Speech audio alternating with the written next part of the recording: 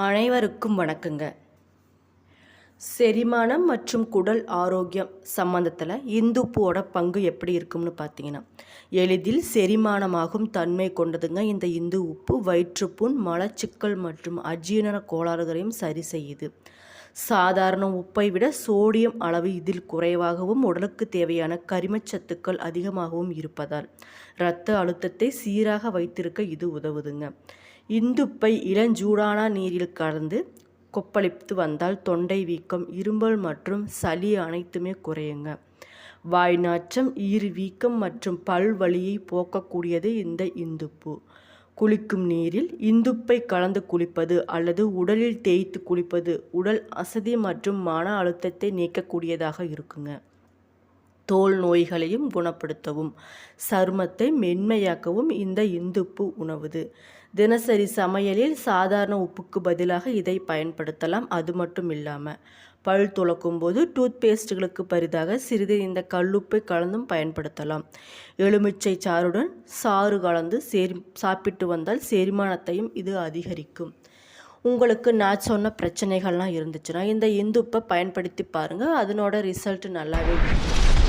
நம்ம சேனலை இப்போ தான் நீங்கள் ஃபஸ்ட் டைம் பார்க்குறீங்கன்னா சேனலை மறக்காமல் சப்ஸ்கிரைப் பண்ணிக்கோங்க. அப்படியே பக்கத்தில் இருக்க பெல் ஐக்கானையும் கிளிக் பண்ணிக்கோங்க. இது போன்ற ஆரோக்கியம் சம்மந்தமான வீடியோக்கள் உங்களுக்கு உடனுக்குடனே நோட்டிஃபிகேஷனில் வந்து சேருங்க. அது மட்டும் இல்லாமல் வீடியோவை ஸ்கிப் பண்ணாமல் முழுசாக பாருங்கள். அப்போ தான் நான் சொல்ல வர சுவாரஸ்யமான மற்றும் பயனுள்ள தகவல்கள் உங்களுக்கு புரியும். இப்போ வாங்க வீடியோக்குள்ளே போகலாம். குறிப்பாக சொல்லணும்னா இந்த உப்பு பார்த்திங்கன்னா சிறிது இனிப்பான சுவை உடையதாக இருக்குங்க. ஆண்மையை பெருக்கக்கூடியதாக இருக்கும். இதயத்திற்கு நன்மையும் செய்யுங்க. 3 தோஷங்களாகிய வாத, பித்த, கபகளை போக்கும் மருத்துவ குணம் இந்த இந்துப்புக்கு இருக்குது. எளிதில் செரிக்கும். அதே நேரத்தில் சிறிதே உஷ்ண வீரியம் உள்ளது. அது மட்டும் இல்லாமல் நெஞ்சு எரிச்சலையும் இது ஏற்படுத்தாது. பசியை தூண்டிவிடுங்க. மற்ற உப்புக்களை விட இந்த இந்துப்பு பார்த்திங்கன்னா கண்களுக்கு மிக மிக நல்லது. ஆயுர்வேதத்தில் பல மூலிகை மருந்து தயாரிப்புகளில் இந்த இந்து உப்பு சேர்க்கப்பட்டு வருதுங்க. இதனாலேயே அந்த மருந்தினுடைய வீரியமானது வேகமாக உட்புற உடலில் உதாரணத்துக்கு வேலை செய்வதற்கு இங்குவ சாதி என்னும் சூரண மருந்தில் இந்துப்பு சேர்க்கப்படுது. இதனால் பார்த்திங்கன்னா இதய உபாதைகள், விழாவலி, கழுத்தினுடைய குருத்தெலும்பு மற்றும் இடுப்பில் உள்ள வெள்ளைகளில் ஏற்படும் வலி ஆகியவற்றை இந்த சூரண மருந்து நீக்குதுங்க. மாதவிடாயின் பொழுது ஏற்படும் கர்ப்பப்பை வலி, மேலும் ஆசனவாய் வலி, வாயு மற்றும் கபங்களால் ஏற்படும் குடல் உபாதைகள் ஆகியவற்றை நீக்கும் தன்மை இந்த இந்துப்புக்கு இருக்குது. மலம் மற்றும் சிறுநீரை விடுவிக்கும் தன்மையும் இதுக்கு நிறைய இருக்குங்க. நெஞ்சு பிடிப்பு, சோகை, உணவில் விருப்பமில்லை, மூலம், விக்கல், விதைவாதம், மூச்சு இறைப்பு, இருமல், பசியின்மை ஆகியவற்றை குணப்படுத்தும் தன்மை இந்துப்புவில் நிறைய இருக்குது. நாக்கில் ருசி, பசி ஆகியவை இல்லாமல் குடல் வாயுவினால் மலச்சிக்கலினால் அவதியுறும் நபர்களுக்கு கந்தர்வ ஹஸ்தாதி என்னும் கஷாயம் கொடுக்கப்படும் தருவாயில் அதில் இந்த இந்து உப்பும் வெல்லமும் ஒரு சிட்டியை சேர்த்து கொடுப்பதால் மருந்தினுடைய செயல்பாடானது குடலில் துரிதப்படுத்தப்பட்டு வருதுங்க. அனைத்து மனிதர்களும் எல்லா நாட்களிலும் உணவில் பயன்படுத்த ஏற்ற வகையில் இந்துப்பில் இயற்கையான நன்மைகள் இயல்பாகவே அமைந்து இருக்குங்க. இன்றைய காலகட்டத்தில் அயோடின் கலக்காத சாதாரண உப்பை நாம் பயன்படுத்த வாய்ப்பே இல்லை. ஆனால் அதற்கு மாற்றாக இமாலயன் உப்பு எனப்படும் இந்து உப்பை பயன்படுத்தலாங்க. உலகில் உள்ள மலைத்தொடர்கள் எல்லாம் கடினமான கருங்கல் பாறைகளால் ஆனவை. சில வகை மலைகள் மட்டும் விதிவிலக்காக இருக்குங்க. கடினமற்ற உடையும் தன்மை மிக்கவையாக காணப்படும் அவையே உப்பு பாறைகளும்னு சொல்கிறாங்க. அந்த உப்பு பாறைகளிலிருந்து கிடைப்பதை இந்த பாறை உப்பு, அதாவது இந்து உப்பு அப்படின்னு சொல்கிறாங்க. நல்ல நீர் மற்றும் இளநீரில் ஊற வைத்து பதப்படுத்தப்பட்ட பிறகே நமக்கும் பயன்படுத்தப்பட்டு வருதுங்க.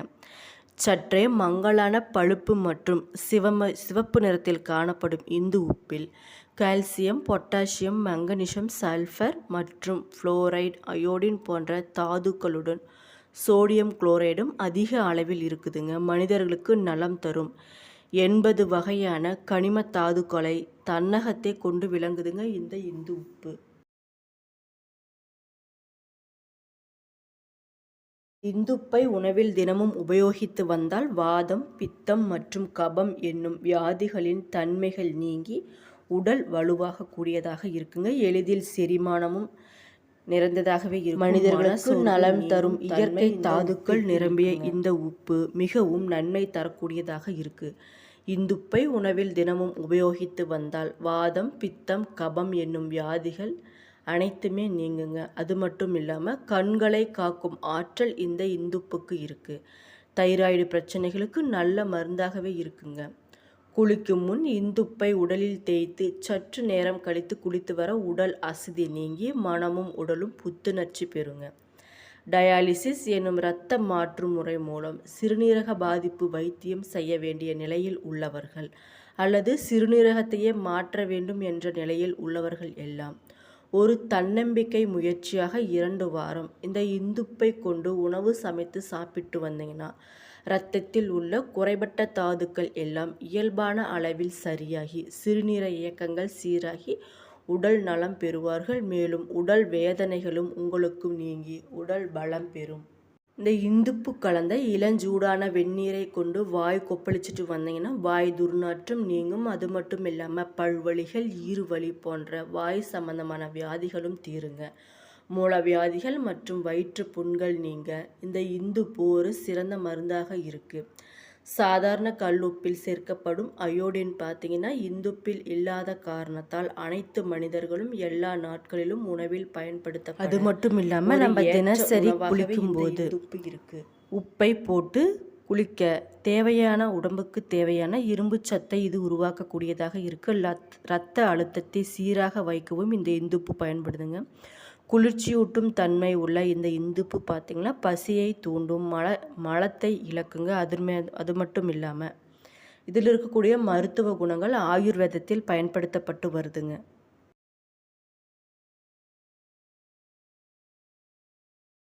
குறிப்பாக சொல்லப்போன வைஸ்வானரம் என்னும் சூரண மருந்திலும் இந்து உப்பு ஒரு முக்கிய மருந்தாக சேர்க்கப்படுது.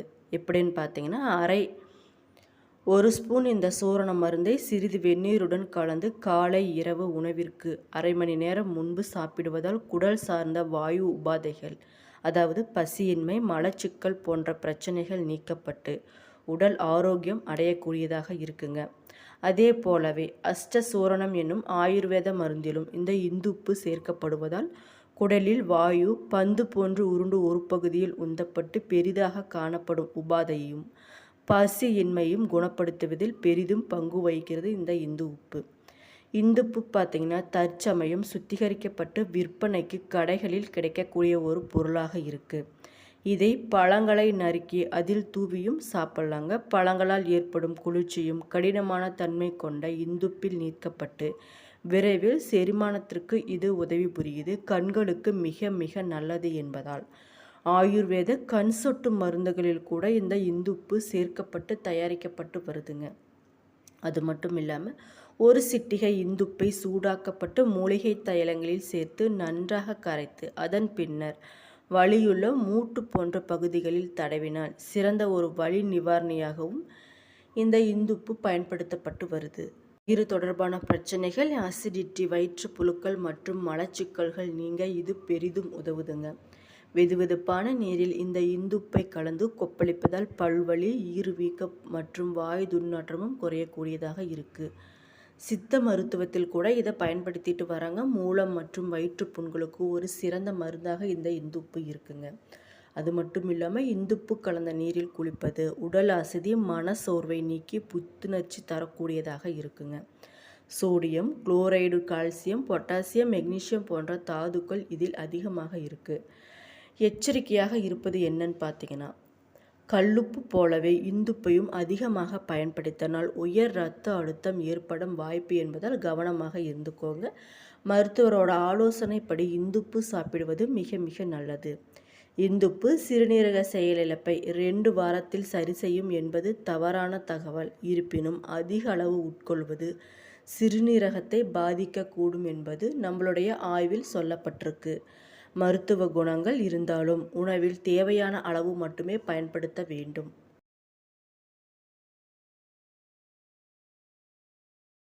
என்ன நண்பர்களே, என்னோடய வீடியோ பிடிச்சிருந்தால் லைக் பண்ணுங்கள், ஷேர் பண்ணுங்கள், மறக்காமல் சப்ஸ்கிரைப் பண்ணிவிட்டு பாருங்கள். நன்றி.